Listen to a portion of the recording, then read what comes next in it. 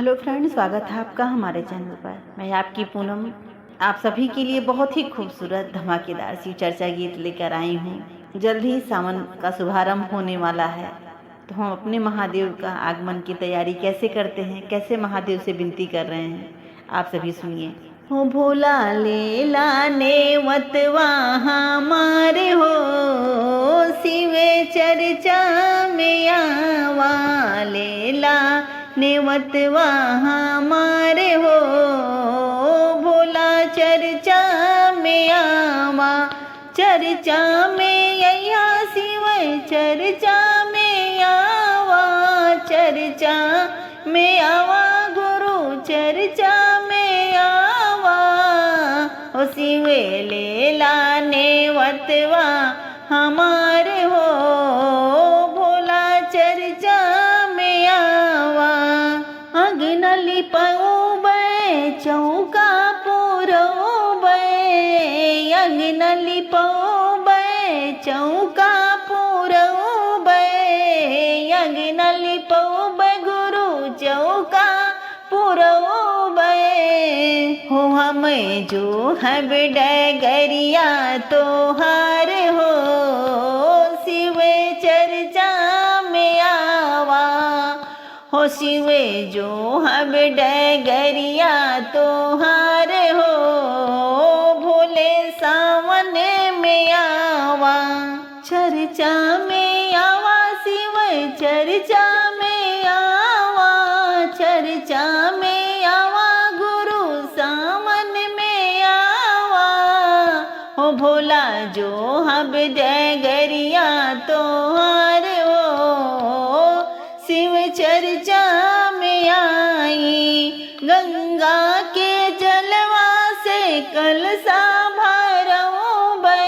गंगा के जलवा से कलसा भरोबे, कलसा भरोबे गुरु कलसा भरोबे, हे भोले धोइब चरनिया तोहार हो,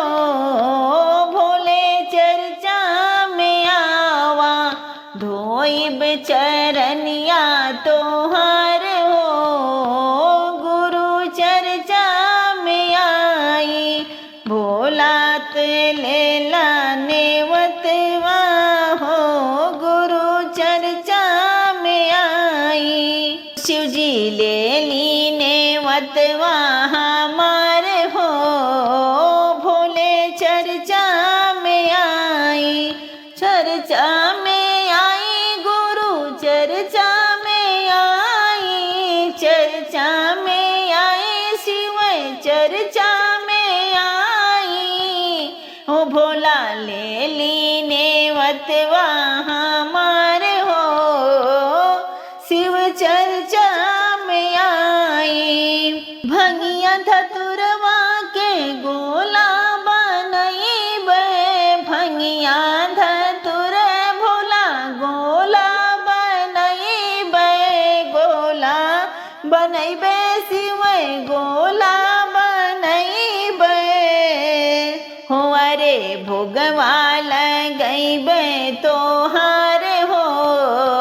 शिव चर्चा में आई, भोगवा लगैबे तोहार हो, शिव चर्चा में आई, हो भोला ले लाने वतवा हमारे हो, शिव चर्चा में आई, ले ली नेवतवा हमारे हो, भोला चर्चा में आई, चर्चा में आई गुरु चर्चा में आई, चर्चा में आई शिव चर्चा में आई, हो भोला ले लीने वतवा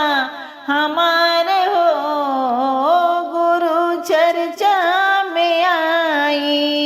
धूप कपूरवा के आरती सजोबे, धूप कपूरवा से आरत सजोबे, आरत सजोबे भोला थाली सजोबे, शिव जी सुन ली अरजिया हमारे हो, भोला चर्चा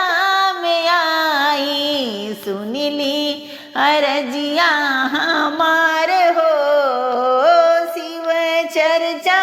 में आई। हो भोला ले ली नेवतवा हमारे हो, गुरु चर्चा में आई, ले ली नेवतवा हमारे हो, भोला चर्चा में आई। इसी के साथ बोलते हैं हर हर महादेव।